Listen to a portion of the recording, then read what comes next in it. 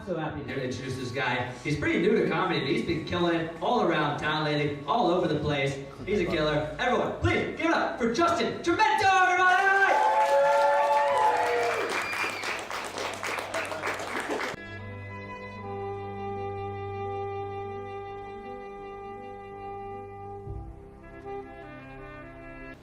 I remember in high school, I was dead set on joining the Air Force. And it wasn't to like fight for my country or anything.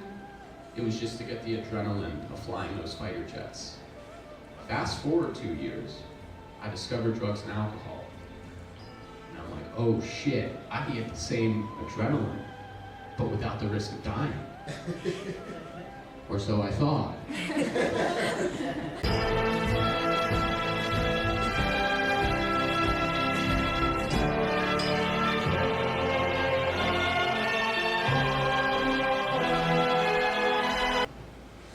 I work retail. Got any retail warriors out there? We got a couple. Most of you guys have real jobs. That's great. This is my attempt at a real job. That's funny. We laugh at that. You guys know my jokes are gonna be really funny when I'm telling you when to laugh. No, but I work retail. I've been working retail for almost 5 years now. And I consider myself a very good worker. I get along with my coworkers, my customers. But there is a group of coworkers I have that I really don't get along with. And I call them the retirees. And we all know this group of people.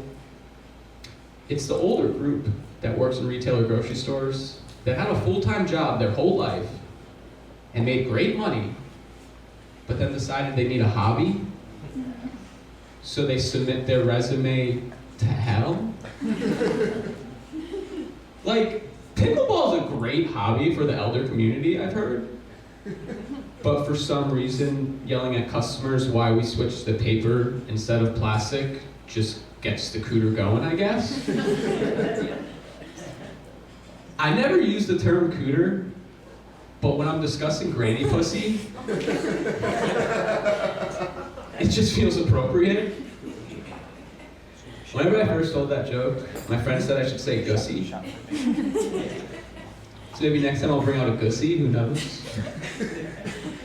I think what really bothers me about the retirees is they're taking hours away from me. On my off days, I'll call up my manager and I'm like, hey, it's the able-bodied young man you hired. I'm at home, got a couple hours free. Didn't know if you guys need any extra help, if it's real busy. The response I usually get back is, yeah, I mean, it's pretty busy today. We got a line out of the queue, but oh, we got Mabel running register. She's good, we got it. I know Mabel could survive 9 knee surgeries and some back surgeries, but that geriatric bitch cannot wrap glass like I could wrap. Like I said though, I think I get along with customers too. I'm good with customers. I have great customer service. But I really want to start like a movement, or I guess a law of sorts, where if you're under the age of 10, you should be banned from all retail or grocery stores. Woo! Thank you, AJ. No, because they do this thing, and I call it the child stare. And we're all victims of it, I feel. Whoever said that was funny. No, but if you guys don't know what it is, it's when you're walking down an aisle, if you're shopping or working, and then you just lock eyes with a kid, and you're just like... And you could look away like you just did, Nick, but he's not going to look away. And this whole time he's doing it, he's looking at everything you're insecure about. You have a really nice mustache. Good mustache. No, I never know what I'm supposed to do in that situation. I'm told I can't hit him. I have. I'll do it again. But I guess it's frowned upon. I remember this one time, I was working register, and this younger single mother was pushing her son in the cart. And the son was at the age where he was learning to sound things out. So he was pointing at things and trying to sound them out. Eventually, they come up to my line, or my register, excuse me, and he starts pointing at me. And he's like, Dada. Dada. Dada. And I'm like, oh shit. So I get eye level with my new son here. And I'm like, listen, Junior, I made a lot of mistakes in my life. There's a good chance you're one of them. But let's not bring that to the workplace, please. Thankfully, guys, he was not my child. And I say thankfully because I do still currently live at home with my parents. It's not that funny, AJ. I'm a young guy, okay? Back off. No, but I'm gonna be honest, living with my parents, it's getting to become a living hell. Just this morning, I woke up, came down the stairs, walked into the kitchen. Mom was like, oh, good morning, honey, how'd you sleep? Mind your business, bitch. My dad offered to make me some breakfast. Stupid prick should know I can't eat in the morning. It'll upset my tummy. My parents just don't get it. Like, I'm a very busy guy. I need my alone time. I do like a few open mics a week. Play a lot of PlayStation. Been catching up on cartoons. They just don't get it. No, but like, living with my mom and dad isn't all bad. I love my mom. Yeah. My dad and I, we just don't really jive too well together. He wants me to get a long-term job and be successful. Who wants that for their son? Fucking weirdo, man, I don't get it. He doesn't get that I prefer working paycheck to paycheck and making an ass of myself on stage a few times a week. I guess you guys kind of like it too. I think this is a good opportunity to thank my dad for coming tonight.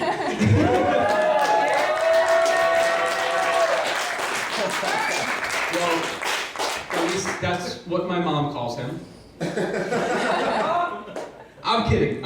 I mean, like, look at him. Like, me and him look exactly alike. I get that all the time. And I take that as a compliment because then my friends are like, wow, your dad's like so attractive and young looking. And I'm like, wow, that's so nice. And then they respond with, well, no, he just looks like your older, more successful brother. Thanks, AJ.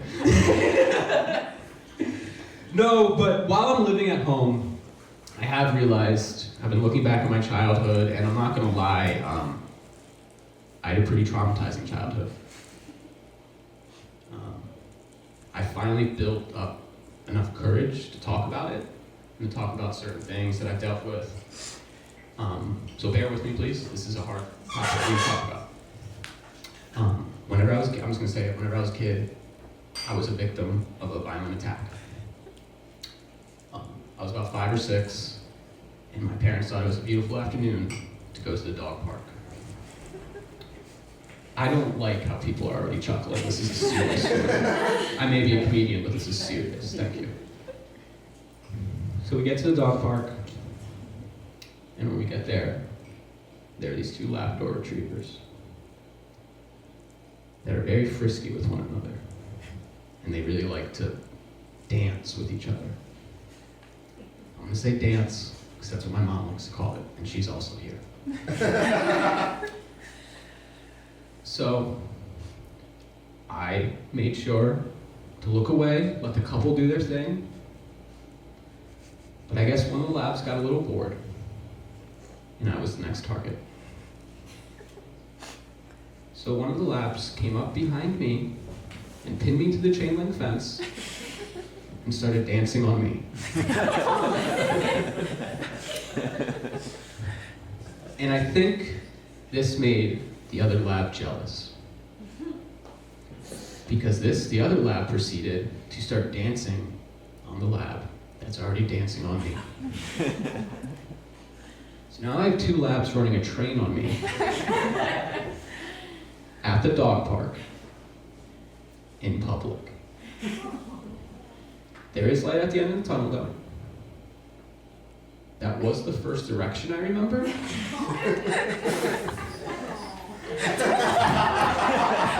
No doubt. And guys, it was fucking awesome.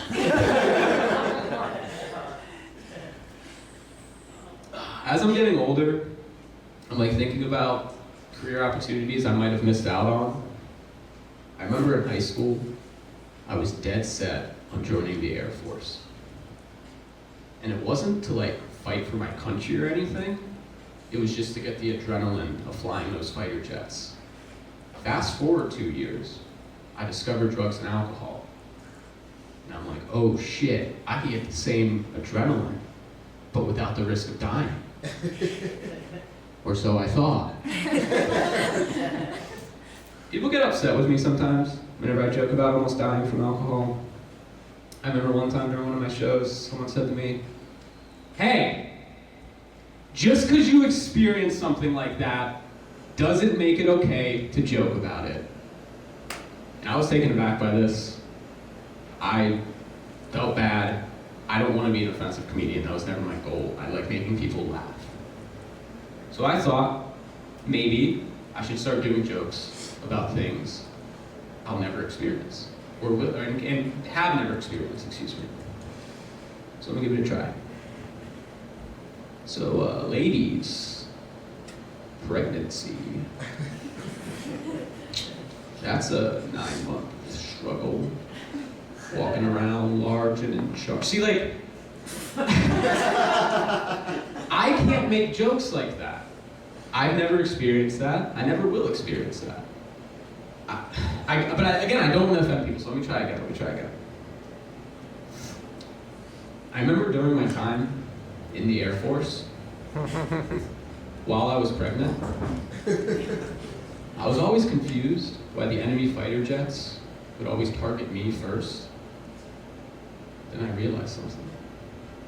It's because I left my baby on board sticker on my jet.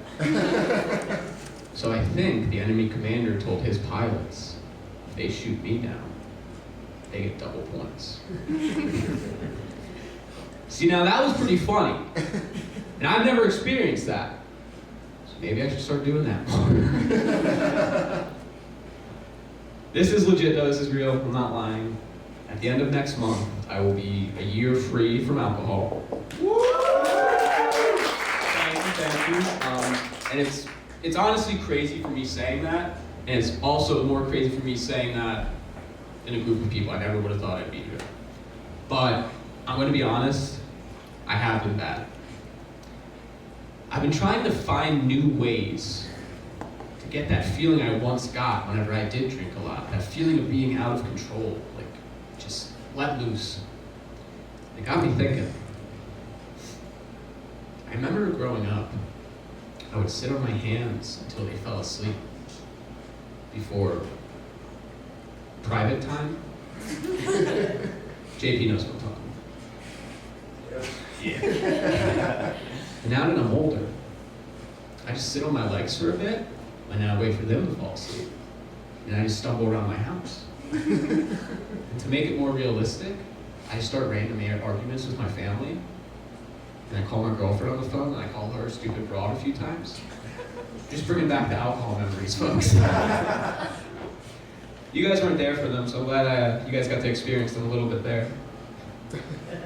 It was funny though, because whenever I was a full-blown alcoholic and had a lot of issues, I never really realized because none of my friends really told me. We all just kind of treated it as a joke. I remember one night, a group of my friends and I, we were all watching a UFC fight, and my favorite beer company followed me on Instagram, and I was ecstatic. I was passing my phone around. I was like, yo, guys, look who followed me on Instagram. Maybe they'll send me free shit. Maybe they'll send me free beer. Who knows? And one of the wise guys in my groups piped up and says, wow, Justin, that's great. They found all your receipts.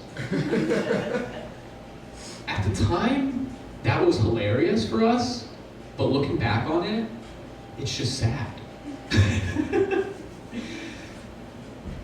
Like, it was getting so bad with me buying alcohol, I was spending every single penny I had to drink. So much so I couldn't afford the essentials. Like body wash, shampoo, lube or lotion to jerk off with.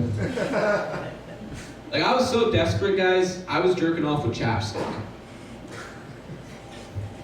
And I know that's raising a lot of questions. I can sense the silence raising, all the questions raising in your head. Don't worry, I'm here to answer them all.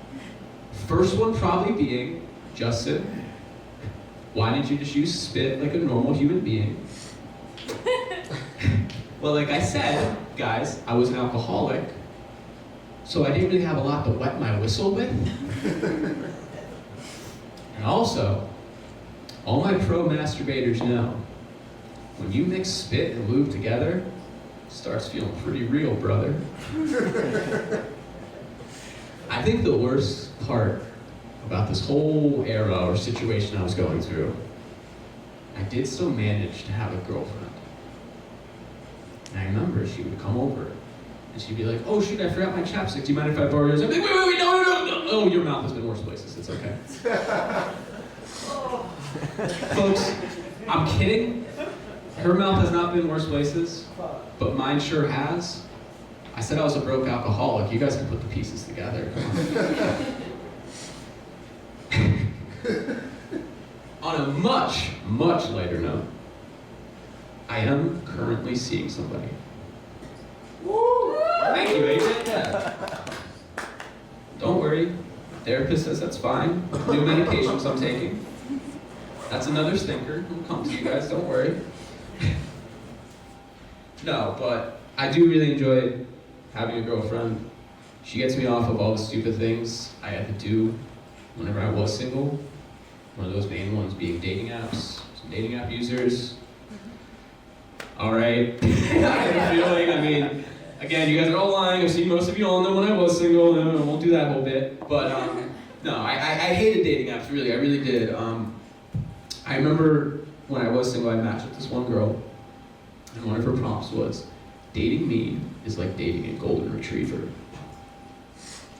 And I was taken aback by that. I was like, either A, this girl's gonna bark at me while we're having sex, or B, this is a trap set by PETA, trying to find guys that like to fuck dogs. Either way, I never got to figure it out because she blocked me after I asked if she was purebred or not. Which is honestly a good sign because I don't want some bitchy mother fleas coming to my house. That's fucking disgusting. Alright, I got one more for you guys before I introduce the next comic. It is a bit dicey. Please bear with me.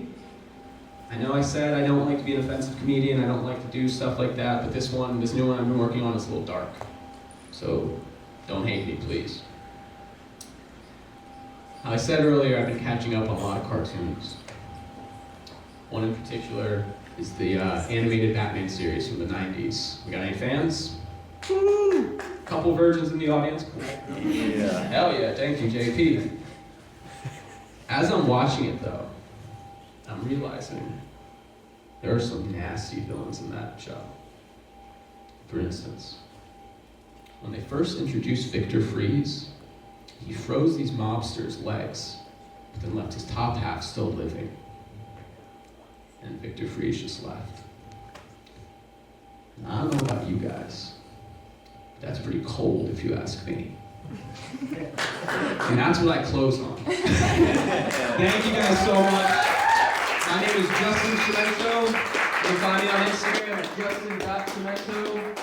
Please get home safe and give a warm welcome to my good friend, Tommy Armstrong.